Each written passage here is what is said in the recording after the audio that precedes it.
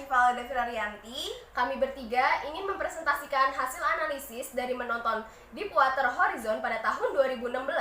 Mata kuliah Manajemen Resiko Logistik. Pertama dibahas adalah mengidentifikasikan dan mengkategorikan resiko yang ada di dalam film.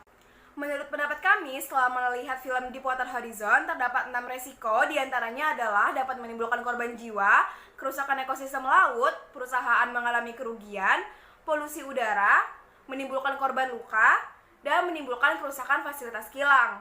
Dari semua resiko tersebut, selanjutnya kita bisa tentukan tingkat keparahan atau severity dan kemungkinan terjadinya atau occurrence dari masing-masing resiko tersebut, sehingga nanti bisa kita dapatkan ratingnya.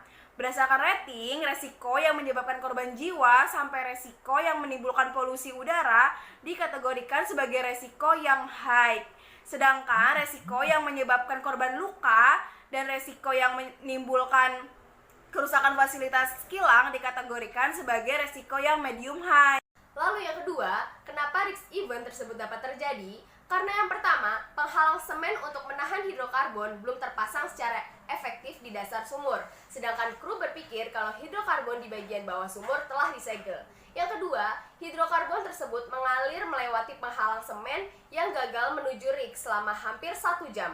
Kejadian tersebut tidak diketahui oleh pekerja kilang dan tidak terkontrol di sistem sehingga minyak dan gas melewati BOP (Blowout Preventer) dan dilepaskan ke rig. Yang ketiga, kru berusaha menutup BOP secara manual, tapi tekanan minyak dan gas yang terlalu tinggi sehingga BOP tidak dapat tertutup dan terus menyembur ke rig sampai terbakar dan meledak. Yang keempat, kru berusaha menutup BOP secara manual, tapi tekanan minyak dan gas yang terlalu tinggi sehingga BOP tidak dapat tertutup dan terus menyembur ke rig sampai terbakar dan meledak. Yang kelima, pada saat terjadi ledakan pertama, sistem tanggap darurat otomatis yang dirancang untuk memotong pipa bor yang melewati BOP dan menyegel sumur tidak aktif. Kemudian terjadi ledakan kedua karena upper anular yang terbuka dan blind rem yang gagal menutup sehingga gagal menyegel sumur minyak dan gas tetap menyembur sampai ke rig.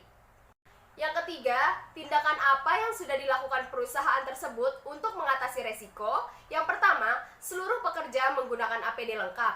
Yang kedua, terdapat alarm bahaya yang memiliki kode berupa nada dan cahaya yang berbeda untuk masing-masing bahaya. Yang ketiga, sensor di setiap ruangan bekerja dengan baik dengan memberikan tanda. Yang keempat, pekerja di kilang berusaha untuk memitigasi agar resiko yang dihasilkan tidak terlalu besar dengan beberapa cara. Salah satunya yaitu mencoba menutup BOP secara manual yang keluar dari pipa pengeboran, lalu menyalakan listrik untuk melihat sistem di komputer karena semua kontrol yang ada di kilang terdeteksi di sistem.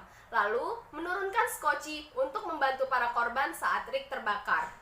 Yang ketiga yaitu tindakan yang tidak dilakukan perusahaan untuk mengatasi risiko. Yang pertama, tidak menghubungi bantuan saat terjadi ledakan pertama, kemudian mengabaikan tanda-tanda peringatan yang muncul, tidak cepat dalam mengambil keputusan, kemudian tidak mengaktifkan alat pengaman atau pencegah semburan yang dirancang untuk mematikan aliran minyak dari kilang dalam keadaan darurat dengan cepat.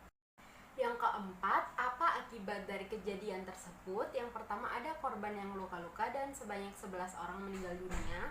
Kemudian kilang hancur terbakar.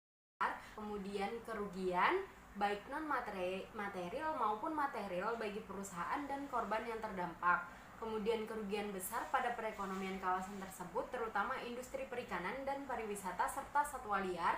Kemudian pencemaran laut akibat lumpur dan minyak yang tumpah, serta polusi udara akibat asap dari kebakaran kilang kurang lebih selama 87 hari.